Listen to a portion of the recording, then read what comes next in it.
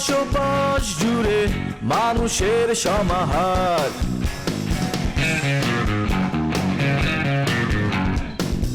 ভেতর আর বাহিরে চলছে উৎসব অপেক্ষার। এই শহরের হাজারো বাড়ির মতো নিয়ে হাসি কান্নার গল্প যত, এই শহরের হাজারো বাড়ির মতো নিয়ে হাসি কান্নার গল্প যত, প্রতিবার এখানে বেজে যায় calling bell, calling bell, calling bell, calling bell, calling bell.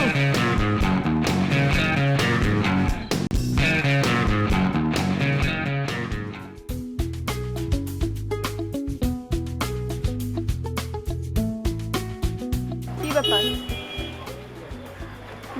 কি ফলো করছেন কেন? আমি কই ফলো করলাম? তো আকাশ তো মেঘলাতে হাঁটতেছিলাম। আকাশ মেঘলার সাথে আমাকে ফলো করার রিলেশনশিপটা কি আমি বুঝলাম না। না, কোনো রিলেশনশিপ নেই।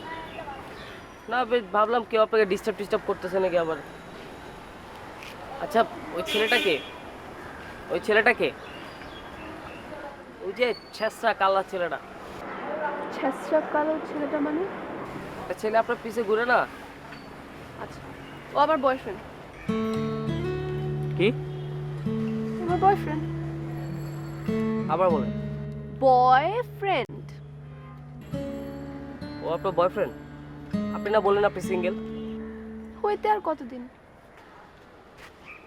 ওই পোলার নাম্বারটা দেন তো আমারে। কেন? সরি বলবো। না থাক, আপনার ওর নাম্বারও নিতে হবে না, ওকে সরিও বলার দরকার। কেন, আপনি চান না আপনার বয়ফ্রেন্ডের সাথে আমি কথা বলি? না, চাই না।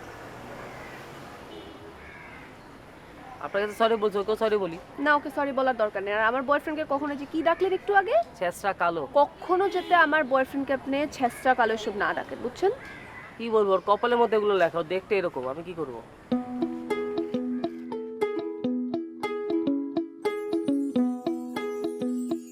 তুই তো বই আসিস কেন? তুই যে আমার জামা কাপড় কিনা দিয়া পলালে, তুই কই গেলি? তোর সারাদিন খুঁজে পেলাম না কেন? তোরা খুঁজতে খুঁজতে বাবা বাসায় তৈল। জনাব, আপনার কাজের পরে আমার আরও 3টা অ্যাসাইনমেন্টের কাজ ছিল। জনাব আমিন সাহেব, জনাব রহুল আমিন সাহেব এবং পারভেজ ভাইয়ের 3টা। চুপ। তুই যেগুলা প্যান্ট কিনছস, শার্ট কিনছস, এগুলি কি কিনছস? প্যান্ট কিনছস কমলা কালারের, প্যান্ট কি খাবারের জিনিস? আর ইয়া কিনছস পেস্ট কালারের আরেকটা প্যান্ট, মহিলা গো। আর শার্ট কিনছস, শার্টের মধ্যে জেব্রার মতন, মানে কি কালার মধ্যে সাদা না, সাদার মধ্যে কালার বড়া বড়া বুঝি না, এদিক দিয়ে লাল, এদিক দিয়ে মনে কর নীল, আর্মির ড্রেসের মতন পরিস্থিতি। কি লিয়ে এসেছিস তুই? জনাব, এটা হচ্ছে দক্ষিণী তামিল আন্না রাস্কেলা। মানে আন্না মানে হচ্ছে বড় ভাই, পরটু মানে পরেরটা ভুলে গেছি। আমার মনে হয় কি জানো, মানে বড় ভাই একটা সুন্দর, অনেক সুন্দর, এটা মনে হয় মানে, বুঝছস? জনাব, এই ড্রেসগুলো আমি তামিল সিনেমার নায়কদের দেখে কিনেছি। একটা একটা করে দেখে দেখে আমি কিনেছি। আপনাকে পরলে খুব ভালো লাগবে। আমার মনে হয় আপনি যখন এই ড্রেসগুলো পরবেন, আপনাকে মনে হবে তামিল সিনেমার একজন নায়ক। যখন আপনি হেঁটে আসবেন, মনে হবে রজনীকান্ত হেঁটে আসছে।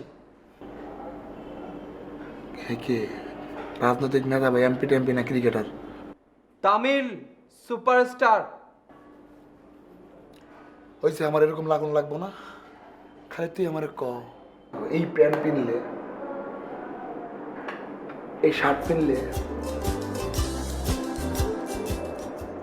পম্পিলে একবার মানায় বলতে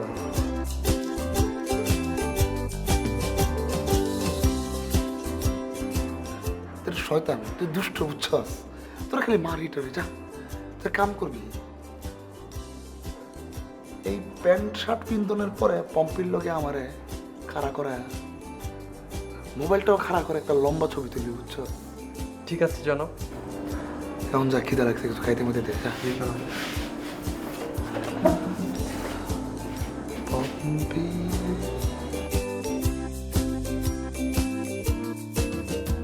আরে না না, এই বিষয় নিয়ে এখন কথা বলবার কিছু নেই।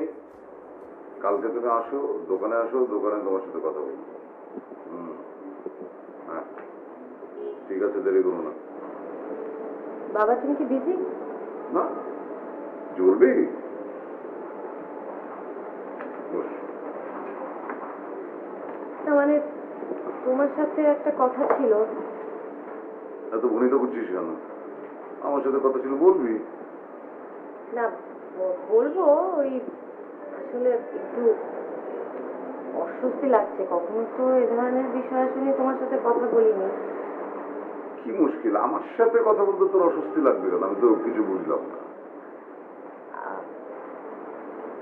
রফিক স্যারকে তো তুমি চেনোই। হ্যাঁ চিনব না কেন? ওই যে লিপি টিচারটা, কত ভালো একটা ছেলে। হ্যাঁ, তো উনি আমাকে একটা প্রপোজাল দিয়েছে। কিসের প্রপোজাল? চাকরি? না না বাবা, চাকরি তো আমার কনফার্ম হয়েই গেছে। মানে কিভাবে বলি, প্রপোজালটা মানে উনি আমাকে বিয়ের প্রপোজাল দিয়েছে। তোকে বিয়ের প্রপোজাল দিয়েছে? কি বলছিস এটা? এই রুল আমিন, তাও তো বাবা, তুমি না সব কিছু নিয়ে একদম ওভার এক্সাইটেড হয়ে যাও। এত এক্সাইটমেন্টের তো কিছু নেই। উনি প্রপোজাল দিয়েছে ভালো কথা, আমি এখনো ভাবছি, এখনো কনফার্মেশন হয়নি এখনো। মারে মা, তোর এই ভাবনাটা তুই ছোট করে ফেল। তুই এত ভাবিস না, তুই ভাবনাটা ছোট করে ফেললে আমার ভাবনা মিটে যায়। হ্যাঁ তুই আমি এক্সাইটেড হবো না মানে? আমি তো ধরেই নিয়েছিলাম যে এই জীবনে তোকে বিয়ে দিতে পারবো না। তুই বলছিস যে তোকে একজন যেচে পড়ে প্রপোজ করেছে। এর চেয়ে আনন্দের খবর এই বাড়িতে গত এই 25 বছরে একটা হয়েছে, তুই আমাকে বল। শোনো বাবা, মানে যেটা বলতে চাইছিলাম, তুমি তো মেয়ের বাবা তাই না? মেয়ের বাবাদের একটু রিজার্ভ থাকতে হয়। হ্যাঁ, এত এক্সাইটমেন্ট দেখালে না ওই ওয়েটটা থাকে না। আর প্রস্তাব দিয়েছে খুব ভালো কথা, আমি ভাবছি তোমরাও ভাবো। যেটা ইম্পর্টেন্ট সেটা হচ্ছে আমি তো, উনি আমার কলিগ, সেই হিসেবে ওনাকে যতটুকু চিনেছি, ফ্যামিলি সম্পর্কে তো আমি কিছুই জানি না। সো ওটা তোমাদের একটু এনকোয়ারি করা উচিত না, ফ্যামিলি কিরকম, তারপরে যা হয় হবে। মানে একটু কেন, তুই আগ্রহ প্রকাশ করেছিস, মনে করছো নারী নক্ষত্র সব খোঁজ খবর নিয়ে আসবো, তুই এগুলো নিয়ে একদম ভাবিস না। আমি কি মানে যেখানে সেখানে আমার মেয়েকে দিয়ে দেবো নাকি? মানে আমি তো খালি অপেক্ষায় ছিলাম যে তুই কবে মুখ ফুটে বলবি যে বাবা দেখতে পারো। তুই বলেছিস, বাকি সব দায়িত্ব আমার। হলো? আমার যে কি আনন্দ পাচ্ছিল, আমার মনে হচ্ছে তো বিয়ে হয়েই গেছে। মানে হয়ে যায়নি, এখনো দেরি আছে। আরো এগোতে পারবো বলে তুই দেখ না, একদম এই ছেলের সাথেই তোর বিয়ে দেবো আমি। না এত কিছু এখনই ভেবো না। হ্যাঁ, আগে ইনফরমেশন নাও, কাকুকে বলো, কাজলকে বলো, তারপর দেখা যাক কি হয়।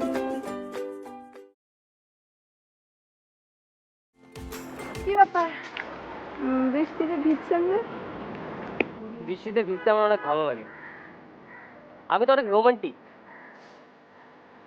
ও ওকে, রোমান্টিক। রোমান্টিক হলে আপনার পার্টনার কোথায়? পার্টনার তো দেখছি না। রোমান্টিক হলে যে পার্টনার লাগবে তা না। আমার এখন গার্লফ্রেন্ড নাই, গার্লফ্রেন্ড হবে, তখন কি করবে এগুলো ভাবতেছি। তাছাড়া একা একা তো রোমান্টিকতা উপভোগ করা যায়, তাই না? আচ্ছা কি সুন্দর। আপনিও তো রোমান্টিক না? নিশ্চয়ই যাচ্ছেন বয়ফ্রেন্ডের সাথে দেখা করতে। বৃষ্টিতে তো সবাই যায়। না, আসলে আমার বয়ফ্রেন্ড রোমান্টিক না। রোমান্টিক না?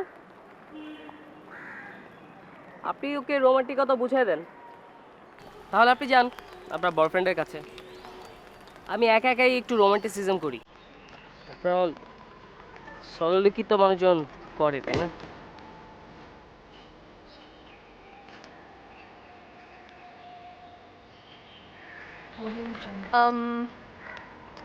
মানে আমার বয়ফ্রেন্ড ছিল, এখন আর নাই।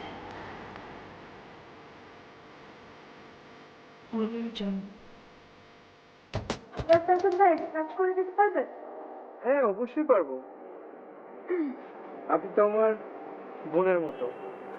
আপনি কোনো কাজ দিলে আমি তো সেটা জান প্রাণ দিয়ে চেষ্টা করব করার জন্য।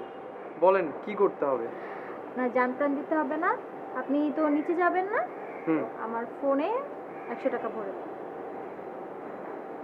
ঠিক আছে।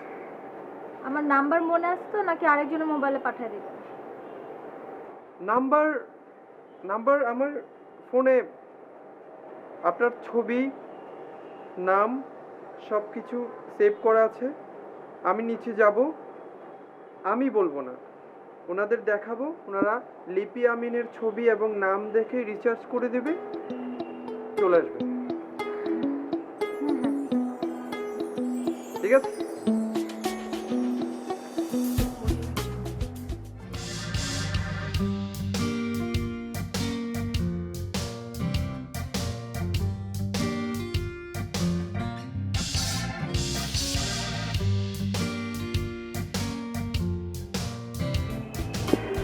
কি ইলিয়াসকে টাকা দিলাম মোবাইলটা ফ্লেক্সি করার জন্য?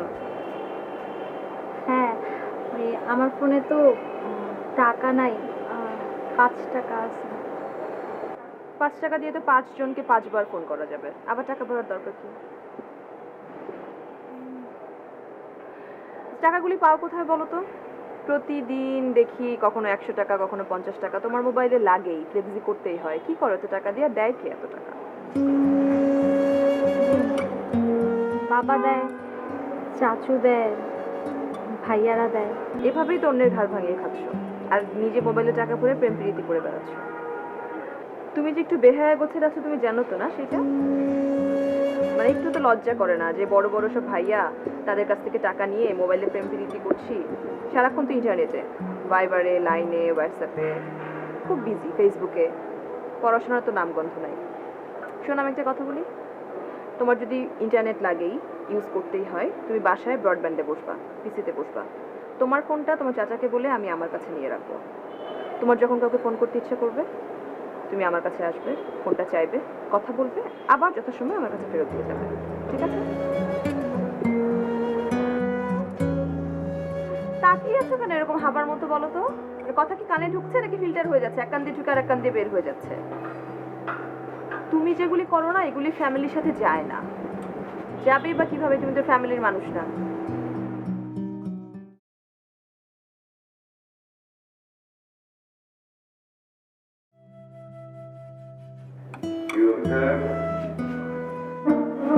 লিপি কোথায় আসেনি?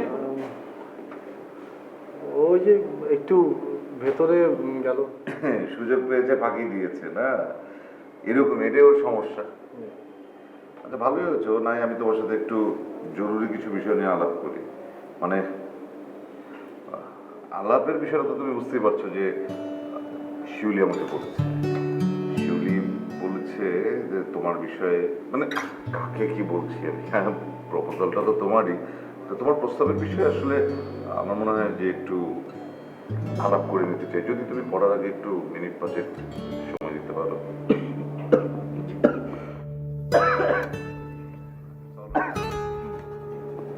তোমার এত বিব্রত বোধ করার কিছু নেই, এইসব বিষয়ে খোলামেলা আলাপ করাটাই তো ভালো।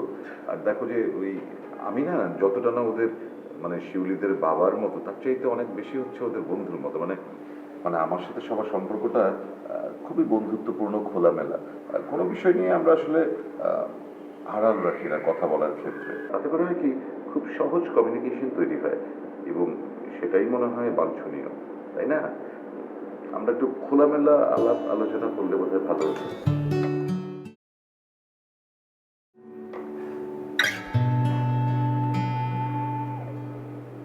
আমি শিউলি আমরা বেশ কিছু যাবৎ একসাথে কাজ করছি। হ্যাঁ হ্যাঁ আমি শুনেছি। আমি সব কিছু বুঝে জেনে শুনেই সিদ্ধান্তটা নিয়েছি। আচ্ছা ওনার পার্সোনালিটি খুব পছন্দ হয়। বেশ কিছুদিন তো একসাথে চাকরি করছি, তার ব্যক্তিত্ব আমি যথেষ্ট পছন্দ। বাহ, এটা তো খুবই খুশির খবর। মানে বাবা হিসেবে তো অবশ্যই আমার জন্য এটা আনন্দের একটা বিষয়। তাহলে আমি ধরে নিতে পারি যে মানে শিউলির সাথে তোমার যে যতটুকু পরিচয়, তাতে করে মোটামুটি তোমাদের দুজনের মধ্যে একটা ভালো আন্ডারস্ট্যান্ডিং দাঁড়িয়েছে। আন্ডারস্ট্যান্ডিং এর চাইতে অনেক বড় যে বিষয়টা আমার মনে হয় যে আমার বিশ্বাস যে শিউলি যে ধরনের মানুষ, আপনারা চমৎকার একটি পরিবার, সব মিলে আসলে আমার মনে হয় আমার কনজুগাল লাইফটা ভালো হবে। বাহ, খুবই ভালো কথা, খুবই আনন্দের কথা। কিন্তু দেখো আসলে বিয়ে শাদীর ব্যাপার তো আর আমরা যতই চেষ্টা করি সম্পূর্ণটা তো আমাদের হাতে না, এটা আল্লাহর হাতে। উনি চাইলে অবশ্যই বিয়ে হবে, কেউ ঠেকাতে পারবে না। আবার যদি খোদা না করুক অন্য কিছু হয়, সেটাও আসলে আমরা যেন খুব অন্যভাবে না নিই। তো আশা করছি যে যেহেতু তোমাদের দুজনের মধ্যে একটি বোঝাপড়া আছে, আর শিউলি যেহেতু তোমার বিষয়ে কিছু আগ্রহ প্রকাশ করেছে, আমাদের বলছে যে এই সম্পর্কে আমরা আলোচনা চালিয়ে যেতে পারি। তারফিক সাহেব, তুমি যেটা করতে পারো সেক্ষেত্রে আমার মনে হয় কি যে এই বিয়ের প্রস্তাবটা যদি তোমার ফ্যামিলির মাধ্যমে ফর্মালি আমাদেরকে পাঠানো হতো, তাহলে আসলে আমরা বিষয়টা নিয়ে এগোতে পারি। কি বলো তুমি? জি মানে তাহলে ওই কথাই হলো যে যত দ্রুত সম্ভব প্রপোজালটা ওনারা নিয়ে আসুক, আমরা আমাদের মতন তারপর এগোই। আর ফর দ্য বেস্ট। তুমি বস, আমি পাঠিয়ে দিচ্ছি লিপিকে।